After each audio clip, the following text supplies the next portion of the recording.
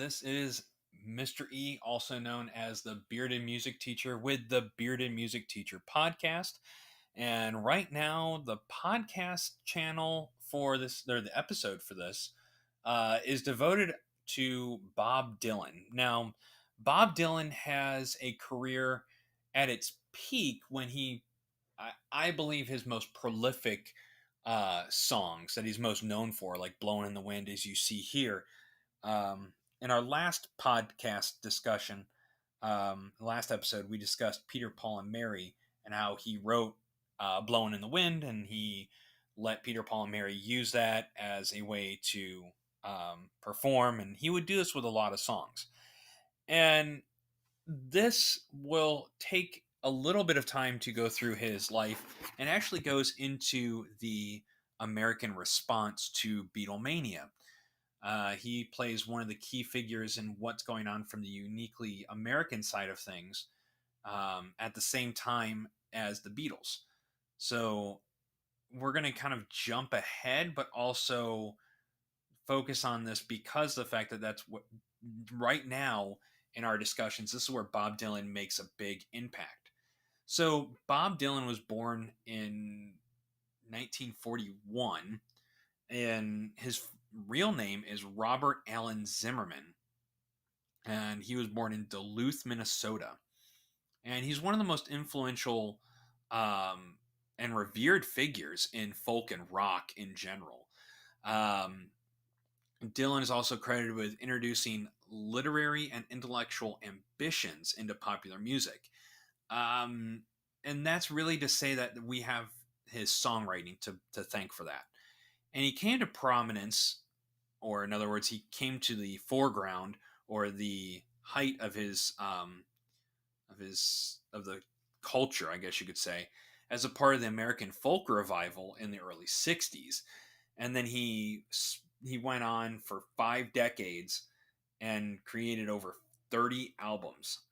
And so, as a teenager, he was exposed to rock and roll in the mid '50s, and he was an avid fan, teaching himself how to play guitar and harmonica.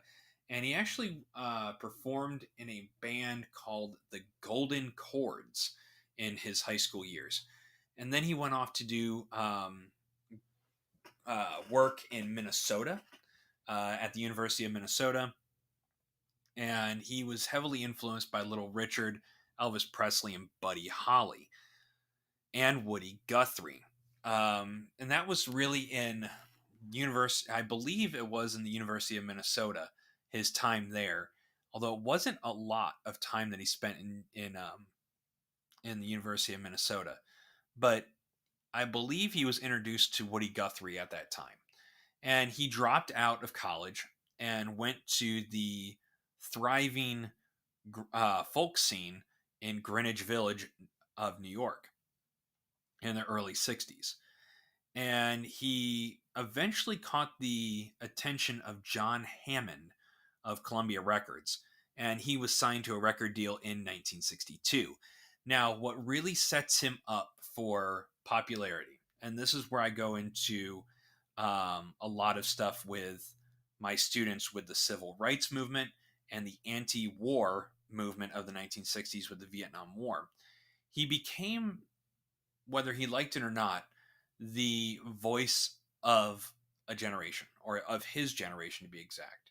Songs like Blowing in the Wind were huge with the anti-war civil rights movement. Anti-war and civil rights movement. They're not the same. So in the 1960s in America, we have a lot of turbulence. In America, we have the civil rights movement that's gaining strong ground with Dr. Martin Luther King and other activists. And I say Dr. Martin Luther King and other activists because everyone just sees Dr. Martin Luther King as the forefront and the forerunner and the guy who runs point on the civil rights movement. There are a lot of other people involved, but he's the one that really takes it to the next level. And then we also have the assassination of President John F. Kennedy. So we have that. We have the morning of our nation in the 1960s with that. We have the Vietnam War, which also is going on during that time in the 1960s. So Bob Dylan sees the opportunity to really capitalize on the idea of the folk music. Um, and if you remember right in a podcast that we did about folk music, the folk music, it isn't about the music, it's about the message that's in the music. So it's not the chords, it's the words of the music. So if you look at Masters of War or A Hard Rain's Gonna Fall or With God on Our Side, these are the archetyped or the example of what singer songwriters later do. And they really tell a story. Bob Dylan does a phenomenal job of telling a story. And he isn't so much a singer songwriter, if you want to think of him more as a storyteller with music. And in 1965, though, he kind of, what a lot of people believe is he turned his back on the folk music, which is not exactly, I would consider that, but he made a change in his career by putting down the acoustic guitar and picking up the electric, and specifically the Stratocaster. And a lot of people at the folk festivals were like, no, because folk music was deemed in the hardcore folk fans, or the folk e's, I guess you could say, they viewed folk music as acoustic guitar. That's it. Like that was the thing. And so when he did that in 1965 at the Newport Folk Festival, a lot of people did not like that. The purists were like, nope, nope, nope. And out of that, though, he was able to record Highway 61 Revisited, and that became a chart topping type album. And that had a song called Like a Rolling Stone, which the Rolling Stones magazine placed at #1 on the charts as the 500 greatest songs of all times. Um, and he just really went on to do lots of great things by capitalizing on those protest songs of the Vietnam War. Like a Rolling Stone has been done so many times, from American Idol to The Voice to basic talent shows. Like a Rolling Stone is one of the songs that just constantly gets done over and over and over.